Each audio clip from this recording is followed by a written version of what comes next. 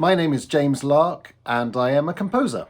I'm also, like many illustrious composers before me, whether Holst or Vivaldi or Jack Black in School of Rock, a teacher. I've written music for all kinds of groups, orchestras, choirs, soloists. I've written a lot of theatre music, including 3 full-length musicals, and I've written a bit of film music as well, so quite a varied output.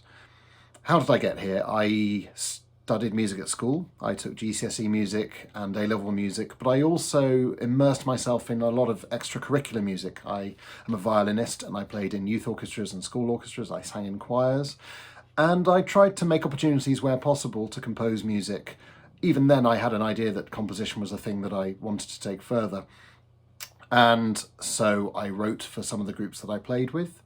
I wrote for myself. I formed groups and played music that I had written. I also was involved in a local youth theatre and wrote some theatre music, so that was my first chance to dip my toe into the world of theatre composition.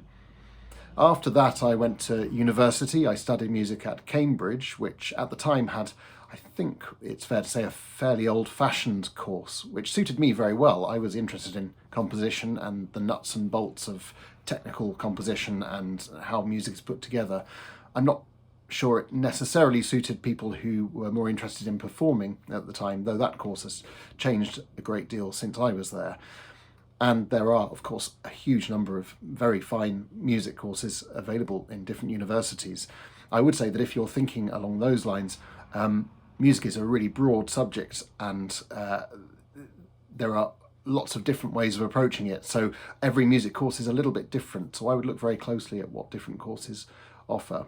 After university, I went freelance for a while, which is not the easiest way of life. As a composer, I had to make a lot of opportunities for myself. I had to network a lot. I had to work quite hard, often for not very much money, to try and get my music out there and heard. And inevitably, I had to do some temping jobs as well. I did some office admin. I also took on some teaching at that time. Then I applied for the job of composer in residence at Bedford School, which was a great position. It gave me 3 years of complete stability, a house, a salary, and a school full of people to try my ideas out on. There are not a huge number of positions like that, but quite a few schools do have composers in residence.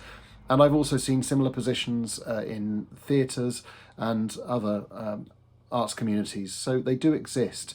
They're very competitive, of course. This is where all of the extracurricular work I'd done and all of the freelance work really came in to play, because I had by that stage quite a big pile of work that I could use to demonstrate what I was capable of doing.